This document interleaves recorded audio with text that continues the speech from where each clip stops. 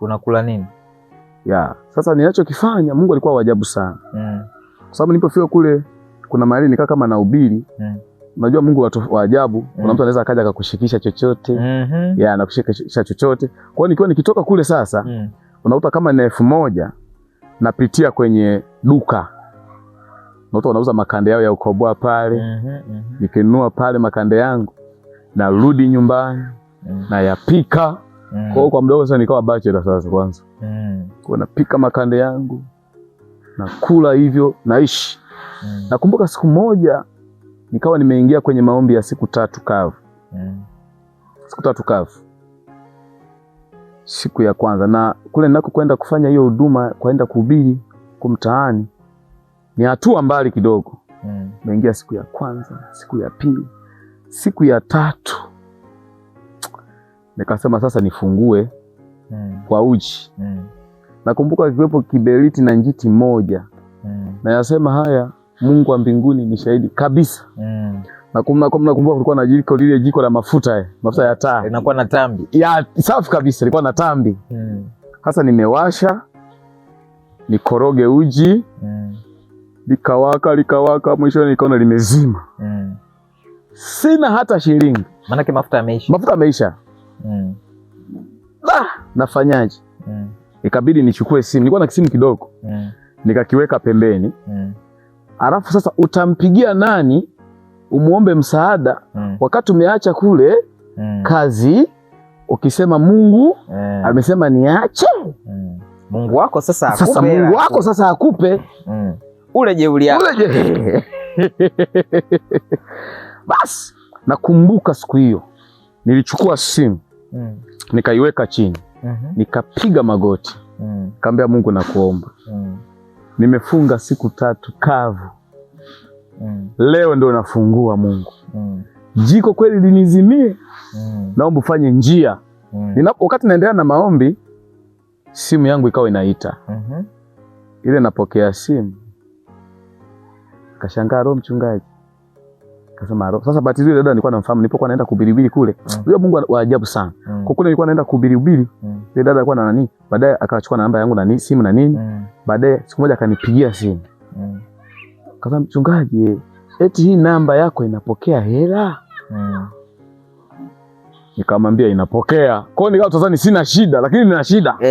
Unaona muujiza umekaribia. Kwa hiyo nikasema inapokea. Sasa utaendelea kuomba nini wakati naambiwa simu inapokea hela? Kwa hiyo nilichojua nikajua hapa itakayoingia basi kwenye 5000 hivi. Hii mbona itanisukuma nikiongeza mafuta yangu ya 500 kwa kipindi kile. Na viunga, siku zimeenda. 2000 na ngapi hiyo? Nakumbuka ilikuwa ni 2000 wastani, sio kama 13 14. Wastani 13. 13. 2013. Nikasema hamna shida, nani hapa akituma 5000 itanisaidia. Tangazaji huwezi kuamini. Nakumbuka iliingia 65 na 500. Okay. Nikamshukuru Mungu. Muujiza. Nikaitoa. Nikaenda kununua mafuta. Nikanunua na kiberiti kipya. Maisha yakaendelea. Sasa wakati naendelea na hayo maisha, kuna siku moja nikamwambia Mungu, mimi ninavyokufahamu ulisema ndoa na iheshimiwe na watu wote. Lakini pia ndoa najua ni ndoa takatifu. Mimi ulinipa mke. Kwa hiyo nataka kuniambie Mungu, unataka kuniambia kwamba kumbe kwenye utumishi wewe ndio unaitenganisha na ndoa za watu. Kwamba umeniambia nifanye hii kazi yako ili nitengane na mke wangu. Ili nitengane na mke wangu. Niliomba maombi mazito kidogo. Na nikasema Mungu, naomba ninapoomba nataka usinisikie sauti yako. Yaani kama tunapoongea na wewe mtangazaji hapa Ebeni, nisikie sasa maombi. Sikia ni hivi na hivi. Kwa nakumbuka siku niliomba ilikuwa ni kuanzia saa 11 jioni mpaka saa 4. Nakumbuka saa 4. Sikusikia ile sauti kwamba nasikia sasa iko hivi. Basi baadaye mtangazaji nakumbuka nikainuka kwenye ile maombi. Usiku nikalala. Nakumbuka nikawa sasa tunasema ni mafunuo, yani ni kama maono. Ninaona mke wangu amelala kwenye maji. alafu amekumbatia na mwanangu mdogo. Alafu hiyo ndoto baadaye ananiambia, nikaona anabeba kama masufuria, alafu anakuja sasa nyumbani. Nikashtuka, nikamwambia Mungu manake nini? Sasa wakati naendelea kutumika hivyo, nakumbuka akaja mjomba wangu kutoka Mbeya, ambaye ni tumbo moja na mama. Sasa naye alipokuja, alikuja kwa lengo la kwamba sasa mjomba akili itakuwa haiko sawa. Kwa kweli alikuja vizuri sana. Akasema mjomba, nimekuja, na wakati mke wangu yuko kwao sasa. Nikabidi afanye kila njia, tukaenda kwao, tukaongea. Mke wangu akasema bila kurudi kufanya kazi. Mimi hapana. Na mimi pale pale nikasema wazi, nikasema na mimi niseme ukweli. Kama Mungu aishivyo, sitarudi tena kazini. Maana Mungu ndo aliyeniambia. Nakumbuka yule mjomba ananiambia, mjomba, Paulo mwenyewe alisema asiyefanya kazi na asile mjomba. Paulo alikuwa ni mtumishi. Alikuwa anahubiri lakini alikuwa na kazi nyingine anafanya. Anashona mahema. Wewe inakuaje? Ni kama point inaingia. Kama ukweli hivi. Basi akanichukua, nikatangulia mimi na yeye kwanza kwenda nyumbani Mbeya, ili na mimi nikawa mtii. Nimefika Mbeya, nikaa pale muda kidogo, mahusiano yakafanyika, mke wangu akatumiwa nauli, bahati naye akaja Mbeya. Kwa hiyo sasa kumbe mpango uliokuwepo ni kwamba mjomba na ndugu zangu wengine akisha kuja huko Mbeya asirudi tena wapi? Kazi yake ya unesi itakuwaje? Ilibidi aiache. Si ndoa ni kitu cha muhimu sana. Ndoa ni kitu cha muhimu sana. Kwa hiyo alimwambia madam ni mume mlifunga ndoa. Itabidi uende wapi? Mbeya. Namshukuru sana shemeji yangu. Dada yake. Shemeji yangu niseme yuko vizuri sana. Alimwambia mdogo wake, cha kwanza ni ndoa. Kazi hata ukiamua kule Mbeya unaweza ukafanya. Nenda. Basi akaja mke wangu. Sasa nakumbuka alipokuja mjomba wangu akanikodia mashine ya kushona. Akaniambiaje, mjomba, utakuwa unashona kwanza wakati tunaendelea mambo ya utumishi tujue tunafanyaje. Kaambia mjomba, siendi kokote. Labda nitakuwa nashonea hapa pa nyumbani. Lakini mjomba, kumbuka unapingana na miko ambayo Mungu ameisema. Nilikaa kama mwaka mzima pale nyumbani. Ukiwa na mkeo? Nikiwa na mke wangu nyumbani pale. Nyumbani kwenu? Nyumbani kwetu, nyumbani kwangu, kwa sababu nasema ni kama nyumbani kwetu, sababu ndio asilimia kubwa wamenilea hao. Mwaka mzima.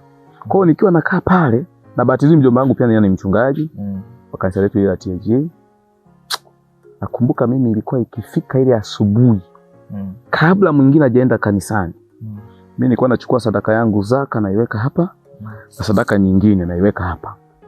Alafu nakumbuka nilikuwa nafika kanisani, namwambia Mungu, kama kweli wewe ndio uliyeniita, thibitisha wito wangu hata kwa ndugu zangu.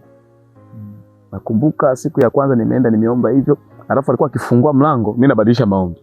Bwana liinue kanisa hili na nini, lakini mimi na ajenda zangu. Mungu thibitisha. Mtangazaji, huwezi kuamini. Siku moja niko kwenye maombi, nikasikia ndani sauti inaniambia, leo kuna mtu atakuja hapa kanisani, watu hawatamuelewa, ila mimi watakaposema mengi, nyamaza kimya. Siku tumekaa ibadani, mimi nakumbuka nilikuwa nimekaa kiti cha mbele hivi. Hata kuna mzee mmoja wa kanisa kwenye ile kanisa akasema, naona kuna mgeni amekuja hapa, simama aje tusalimie. Ile mgeni akasimama akatusalimia, jamani, mimi ni muombaji. Sasa nikashangaa, mchungaji wa mahali pale, muombaji mwenzako yule pale ananionyesha mimi. Sasa mchungaji vipi? Kwani niko peke yangu?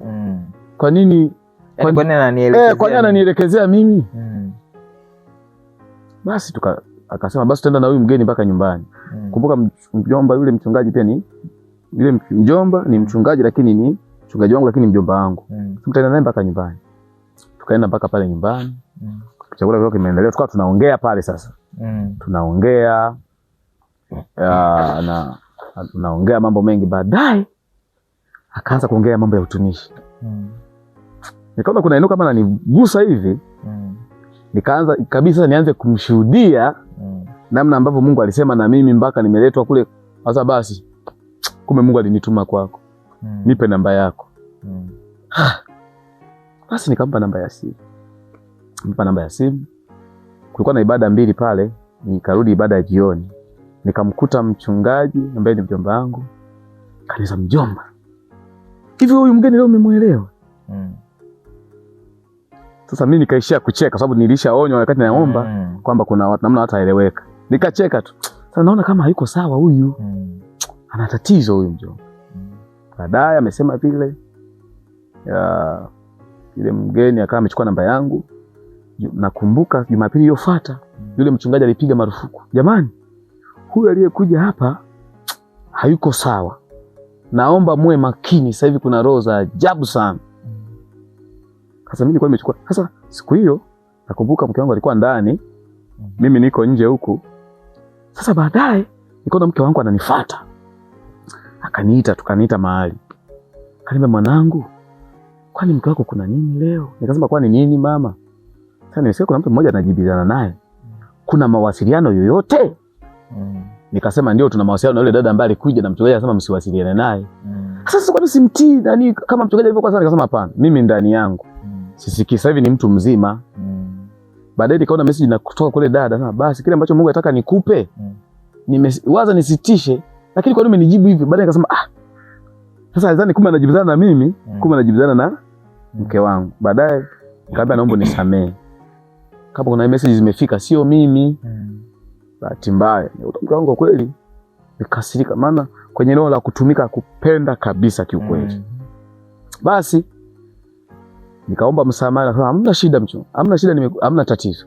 Sasa tumekaa ibadani siku moja, yule mama akanipigia simu. Yule ambaye walisema huyu ana roho fulani, akanipigia simu, bwana naomba uje. Utafikaje? Kwa hiyo ikawa kwa ramani. Nikasema sasa nisiende peke yangu. Mchungaji alipiga marufuku. Zile nikaenda kweli, nikakutana na vitu kweli sio sawa, hayuko sawa. Kwa hiyo nikatoka pale, nikamwomba mzee wa kanisa. Yule mzee wa kanisa, sasa bwana, mtu anaenda kupewa pikipiki mtumishi. Nikamwambia twende. Tumefika pale, bahati nzuri nikamkuta yule mama. Yule mama yuko na mke wake. Yuko na mke wake. Yule mama akasema, bwana, mimi sikujui, ila Mungu kuna vitu amesema nikupe. Pale ndani alikuwa amepaki, kulikuwa na speaker 2, kuna generator kubwa na taa. Sasa Mungu amesema nikupe hivi kwa ajili ya kazi yake. Yule mama alipiga magoti. Yeye mwenyewe sasa, Mungu kama ulivyoniagiza kufanya, ndivyo nilivyofanya. Akaomba. Niseme ukweli mtangazaji, sikuamini. I say iliitwa toyo. Tupakapakia vile vyombo na hilo generator moja kwa moja mpaka nyumbani kwa ule mchungaji. Nikaviweka tu uwanjani, nikasema kama alipiga marufuku akivikuta ndani si kesi nyingine. Kwa hiyo nikaviweka pale nje. Baadaye amerudi, vyombo vimetoka wapi hivi? Kwa hiyo nikamshuhudia kama nilivyosema. Sasa baada ya mjomba, naomba uchi. Tukaingia ndani, sema naomba Mungu anisamee kwa kweli. Kaomba msamaha mbele za Mungu, tukaomba. Sasa naomba nielekeze ni sehemu gani. Nikamwelekeza na yeye na mke wake, wakajipanga, wakajibeba, wakaenda mpaka huko. Sasa nakumbuka ameenda huko, lakini hii nyingine mke wangu alikuja kuniambia baadaye. Anasema mimi pamoja na vile vyombo vilivyokuwa vimekuja, lakini bado niliingia kwenye maombi, upate roho vile vyombo viuze. Hayo mambo yaishe. Viuze, tuendelee na maisha mengine. Mambo ya utumishi ya bwana mimi magumu sana. Basi imeendelea na hali hiyo. Baadaye likaja wazo pia kwa mchungaji wangu, bwana sasa natamani uende chuoni. Nikasema sasa ndo ananipotezea muda sasa. Kuna kitu naenda kutumika vipi tena? Sasa basi mambo ya unasema roho ya manabii utii manabii. Basi namshukuru Mungu, nakumbuka siku hiyo akaniandaa kwenda chuoni. Sasa kwanza kabla ya kwenda chuoni, aliposema naenda chuoni, ikabidi aite wajomba zangu wote. Sasa na hili mtangazaji nalishuhudia, nalisema tu sio kwa lengo baya, lakini kwa lengo la wengine pia kujifunza, na kwamba usije ukamchukia mtu kwa sababu ya namna yoyote. Yule mchungaji, yule ni mjomba wangu, akaita ndugu zangu wengine, akasema jamani, huyu ni mjomba yetu jamani, sasa anasikia wito wa kwenda kutumika. Kwa hiyo kule chuoni kunaitakiwa ada. nakumbuka mjomba wangu mmoja, sitamsema kwa sababu ya akasema hali ni ngumu sana sasa hivi. Hizo hela sisi sasa hivi hatuna. Kumbuka alikuwa ni mfanyakazi lakini na nashuhudia sio kwa lengo la yeye kwa ubaya wowote na sijamsema kwa makusudi kabisa lakini akasema sasa hivi hali ni ngumu sana. Kwanza umefika hapa utakuwa mtangazaji, niseme ukweli. Nilimwambia hivi, wewe ni tumbo moja na mama yangu. Sasa najiamini kwa sababu Mungu sasa ameshanithibitishia. Kwanza vyombo vilivyofika tu. Si Mungu ameshanithibitishia kwamba yuko pamoja na mimi. Nikamwambia hivi, wewe ni tumbo moja na mama. Vilinuka, yani haikuwa sawa sawa. Yule mjomba alipanic. Mimi? Nikasema mimi lazima nikwambie ukweli tu. Baadaye kile kikao kiliisha lakini hakupenda. Baadaye mke wa yule mchungaji akanifuata, mwanangu tulia na nini, akanitia moyo. Sasa basi hamna shida. Sasa mimi sijakasira lakini kwa kauli hii utafikiri sio ndugu yangu. Basi mtangazaji, ninachokumbuka mjomba wangu yule, nashukuru Mungu alijitahidi kwa sehemu. Kwa kweli yule mchungaji alijitahidi sana. Naenda chuoni. Kuna ada ujue. Tuliochoma chuo unakuta kuna sisi tulikuwa kipindi kile kuna vitabu vya kusomea. Nikiwa niko pale chuoni. Mimi sasa sikuambiwa kwamba kunakuwa na vitabu kulipia. Nimefika nikaambiwa kuna vitabu lazima ufanye nini? Ulipie. Nakumbuka nilimpigia mdogo wangu simu ambaye tuko naye tumbo moja. Sasa tu hamna shida lakini hakutuma. Sababu akiwa unajua yale mazingira yalionyesha kwamba anaenda kutumika huyu, hapana, hayupo vizuri kichwani. Hiyo hata nadhani hata ungekuwa bado ingekupa shida. Kutuma baadaye mtu mmoja, mchungaji mmoja akaniambia, bwana kuna mama mmoja anahitaji maombi lakini yuko Marekani. Sasa niunganishe naye, kaniunganisha naye kwa njia ya WhatsApp. Nakumbuka niliomba naye siku moja. Sasa mchungaji, Alhamisi nataka nikutumie chochote. Namshukuru Mungu. Nilipofika Alhamisi akatuma kiasi. Ndio mpaka nilimshangaa Mungu. Nilienda nililipa ada yote. Nikalipa vitini. Sasa wakati nimelipa vitini, nimelipa ada yote. Na wakati huo sasa nimeshamaliza hivyo vitu. Nimesoma, nimemaliza. Umefika wakati wa graduation. Bado nikasema wakati wa graduation nataka Mungu mwenyewe. Si unajua kuna zile fomu zinapita kuomba kwamba graduation kiasi ni hiki. Mimi nilisema hapana. Sasa wakaanza kujiuza pale, kasema mbona tuone akiomba michango na nini?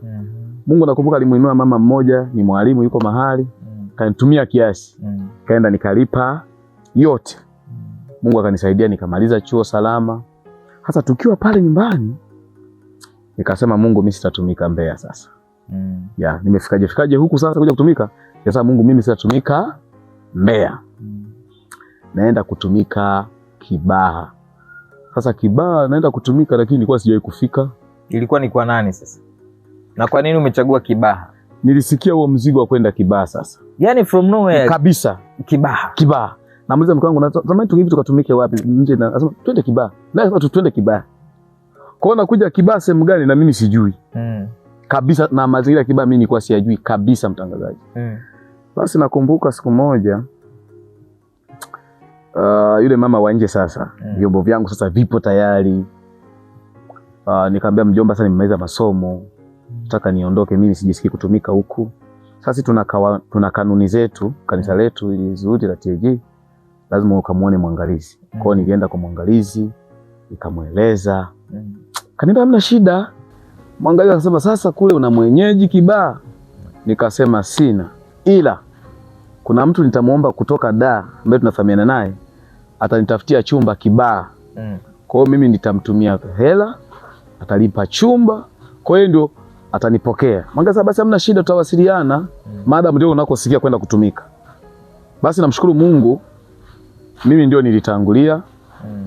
Nikakutana na yule mtu mmoja sehemu fulani maili moja. Maili moja tukakutana na yule bwana aliyenitafutia chumba, akanipeleka ule usiku. Nimeingia usiku, kumbuka sijui natokea wapi, naingilia wapi. Kibaha huijui. Sijui. Hapo umemwacha mke Mbeya? Nimemwacha mke Mbeya na mtoto. Basi nikatoka pale kulipokucha ile asubuhi. Ulikuwa umepanga wapi? Huko Loliondo, sehemu fulani maili moja tunaita Loliondo. Basi nikaanza kutafuta kanisa la TAG liko wapi. Maana nikimpata mchungaji wa TAG, yeye atanipa lila, maana sisi tuna miongozo yetu. Yaani ninapoenda kuanza huduma lazima nimtafute mwangalizi. mwangalizi ndo ananipa direction kwamba fungua hapa au hapa. Yeah. Kwa hiyo nikamtafuta, nikampata mchungaji mmoja. Yule mtu anasema, nikamueleza, nikapeleka na barua yangu. Akasema, umekuja hivi, umetokea Mbeya? Basi twende. Kuna mwangalizi mmoja mngo tumpigie simu. Sasa mimi niko kule Loliondo, mwangalizi wangu kipindi hicho alikuwa anakaa huku sasa. Msangani. Akampigia simu, akamwambia, amekuja kutoka Mbeya. I say lazima nakuja huko huko. Nimuone ni mtumishi wa namna gani. Basi akaja maili moja. Sasa bwana, hebu tuambie, umekujaje kujaje? Nikasema mimi mwenyewe huko sijawahi kufika, ni mgeni, ila nimesikia mzigo wa kuja kutumika Kibaha. Akasema bwana, sawa, tunakukaribisha, ila sisi kama section kwa kweli hatuna hela, kwamba labda tutakupa chochote. Nikasema mimi naomba kibali chako tu. Na mtangazaji, ujue sisi kanisa la Kipentekoste, hasa sisi TAG, sisi hatuna mshahara. Yaani ni Mungu akutokee. Mungu akutokee. Yaani asipokutokea ni hivyo. Na ndio maana lazima tunakuwa waombaji sana. Basi namshukuru Mungu. Akasema hamna shida, nimekupokea. Sasa yule mchungaji pia aliyekuwa ameniongoza kwa mwangalizi wangu, akasema inabidi ukae kama mwezi ujipange. Ndio mke wako aje. Nikama moyoni nikasema wewe umesema, lakini mimi wiki ijayo anakuja. Kumbuka tumekuja hatuna godoro. Chumba ni kimoja. Tumekuja na manguo yetu kutoka, unajua tuna kutoka Mbeya, manguo ya kutosha. Kwa hiyo ule usiku nashukuru Mungu nibeba neti. Kwa hiyo nikanatandika zile nguo. Kalala. Nikamwambia mke wangu wiki ijayo njoo. Mwaka gani hiyo? Ni 2018. 2018. Basi mimi ndio nikawa mwenyeji wa mke wangu. Nikampokea tukiwa Loliondo. Tumekaa pale tukawa sasa tunaabudu kwa ule mchungaji ambaye ni mwenyeji wetu. Baadaye mwangalizi alipofika sasa akaanza kutuonyesha maeneo ambayo tunaweza kufungua huduma. Na unielewe mtangazaji, yani unapotafuta eneo sio kama unalipiwa. Ni wewe ujue utafanyaje uanze. Basi namshukuru Mungu, mke wangu alipofika maeneo ya kule Loliondo kuna mahali hatukuona kibali. Mke wangu alipokuja kwa sababu huku najisikia kibali. Nikamwambia sasa naomba wewe mwenyewe katafute na nyumba tutakayofikia ili tunapoendelea kutafuta eneo la kuanza huduma. Basi namshukuru Mungu, mke wangu akaja tukiwa kule Loliondo, akaja akatafuta eneo, akapata sehemu ya kuishi. Sasa nilipofika Kimbembe kupata eneo la kuanza huduma. Tulipofika namshukuru Mungu, huyu ndugu alitupokea vizuri sana. Akasema madam ni kazi ya Mungu. Alitumia kauli moja nzito sana. Akasema nilivyo navyo ni vya Mungu na mimi ni wa Mungu. Mchungaji, endeleeni hapa, kwenda huko endeleeni. Na kututoza hata senti. Kabisa. Alivyosikia tu kwamba mnataka kufanya huduma yake akawaruhusu. Akaturuhusu. Kwa hiyo tulikuwa hatulipii chochote. Kwa nakumbuka ni jengo au ni uwanja tu? Ni uwanja tu. Ni uwanja tu. Kwa hiyo tukashona masurfe ile mifuko ile, unajua ile mifuko ile viroba. Tukafunika kuanzia juu mpaka chini. Lakini kumbuka nimekushuhudia kwamba Mungu alitupa neema ya vyombo. Maana nilikuja na vyombo vile ambavyo Mungu alimtumia yule mtu. Ndio. Kwa hiyo nilikuwa na generator, tulivisafirisha. Kwa hiyo kaweka mafuta, palikuwa hapana umeme. Kaweka washa mafuta. Nakumbuka tulianza tarehe 30 mwezi wa 4 2018. Ndio tukaanza tuweka masarfeti yetu. Maeneo gani hapa? Maeneo ya Mbwate. Kama nilivyosema Mbwate. Maeneo ya Mbwate ambapo ndio tupo mpaka leo. Sawa. Tupo mpaka leo. Kwa huduma ikaanza kwenye uwanja ambao wenyewe mmeweka vile viroba, mmevichana mmeungaunga. Tukaanza hapo. Na kwa mnaanza uko wewe, mkeo na mtoto. Basi Injili inaendelea watatu. Inaendelea. Na tumepanga nyumba ujue. Anayelipa kodi hatujui. Kabisa. Ila mlikuwa mshalipia miezi mingapi? Miezi 3. Na wakati tunakuja lengo tulipie chumba kimoja, maana tulikuwa na hela chumba kimoja. Tulipofika pale yule mtu akasema hapa ni mimi vyumba viwili, basi ingieni tu, kwa hiyo hela mliolipia chumba kimoja endeni kwa vyumba vyote viwili. Basi tukaingia pale. tukaendelea pale. Kwa hiyo na kwenye huduma pia tukaanza na mifuko yetu hapo. Tunamsifu Mungu. Nakumbuka siku moja nilikuwa kwenye maombi, watu wakawa wanapita nje ya hilo eneo la kanisa. Sasa hili ni kanisa, kibanda cha mganga wa kienyeji au mama ntilie? Inavunja moyo. Lakini tunamshukuru Mungu, tulianza katika mazingira hayo na tukaendelea. Lakini kitu kimoja ambacho nakumbuka, Mungu alikuwa wa ajabu. Siku moja niko nyumbani, tumeanza huduma hapo, mke wangu akaja. Kaza, bwana, naomba tuanze kazi ya Mungu. Mungu amesema hizi ni siku za mwisho, tutumike. Hapo ndio ukawa mwanzo wa mke wangu kuanza kutumika kwa moyo, kuunga mkono huduma moja kwa moja. Na yeye alikwambia aliona nini? Anasema alisikia Mungu akimsemesha, hizi ni siku za mwisho, nitumikieni. Hilo ndio lilimlainisha. Okay. Hilo ndio lilimlainisha. Kwa tukaanza kutumika hapo.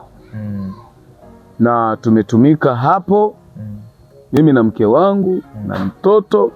Nakumbuka kwa sadaka yetu ya kwanza sasa, tukiunganisha ile ya Ijumaa ambayo tumefanya ibada na ya Jumapili, tukapeleka kama limbuko kwa mwangalizi wetu ambaye naye alishangaa. Na ni mazingira ambayo mtangazaji, kama unaangalia, sio ya mepesi. Unaenda kutoa limbuko lakini kesho yake hamjui mnaishije. Ya kwao tukaanza huduma hiyo kwa namna hiyo mpaka leo. Tunamshukuru Mungu, tunaendelea. Japo hatujafika bado, lakini tunaendelea. Sawa. Huduma inaendelea tangu mwaka 2018. Umetupa historia, mambo mliopitia mazito, milima na mabonde. Na sasa mmeimarika, mnazidi kusonga mbele. Kanisa liko Mbwate. Na mambo gani sasa hivi mnayahitaji? Ni mengi. Ni mengi. Moja, jambo la kwanza, tulipoweka kanisa ni eneo ni dogo. Kwa hiyo tunatamani tupate eneo la kutosha. Najua natamani mtangazaji, hata ninapoondoka duniani niache alama. Na uzuri wa kanisa letu la Tanzania Assemblies of God, unapoanza kuanza huduma, hata nikaondoka leo nimetwaliwa duniani, sisi hatulithi. Sio kama mke wangu atarisi. Atakuja mchungaji mwingine, ataletwa mchungaji mwingine, ataendelea. Kwa hiyo kwa lugha nyingine kwamba hata Mungu akatupa neema, tumepata eneo la kutosha. Na mimi Mungu ametupa neema, tukajenga jengo la kutosha. Na mimi kwa utukufu wa Mungu nitakuwa nimeacha alama duniani. Hata kama nikiondoka, mimi na mke wangu tutakuwa tumeacha alama kubwa duniani. Kwa kikubwa tunacholia nacho ni eneo la kutosha. Unajua, unasema safari ni hatua. Na sisi tuna malengo makubwa. Kwa hiyo tukasema kwa kuanzia angalau tukapata ile eneo. Angalau hata jengo la milioni 100. Pa kuanzia angalau tutakuwa tumefika mbali sana. Sawa, kwa milioni 110 Betheli wanaweza kuwa wamepata mahali pa kuanzia. Kabisa. Okay. Kabisa. Na ndio kiu yetu na ndio tamani yetu kubwa. Sawa. Kabisa. Sawa, sisi tunahitimisha kwa namna hiyo, na nambari ya account unaiona hapo kwenye runinga yako, hapo kwenye screen unaiona namba ya account ya kanisa. Unaweza kuitumia hiyo kwa ajili ya kutoa mchango wako kwa ajili ya kazi ya Mungu. Lakini pia nafikiri mtumishi wa Mungu utaje namba yako ya simu, watu wanaweza kuwasiliana na wewe moja kwa moja. Amina. Karibu sana. Namba yangu ya simu ni 0756532170. Tumehitimisha kwa mtindo huo. Kipindi ni Grace Under Fire. Mimi naitwa Beni Mitimingi, nilikuwa na mtumishi wa Mungu mchungaji Maombi Mwakibinga. Bila shaka umejifunza kupitia historia yake, lakini pia utaimarika na kuendelea kumtumikia Mungu kwa bidii. Kameramani ni Pancras Komba. Nampongeza kwa kazi yake nzuri, kitu alichokifanya mpaka tunaonekana hivi. Mpaka time nyingine, kwa heri.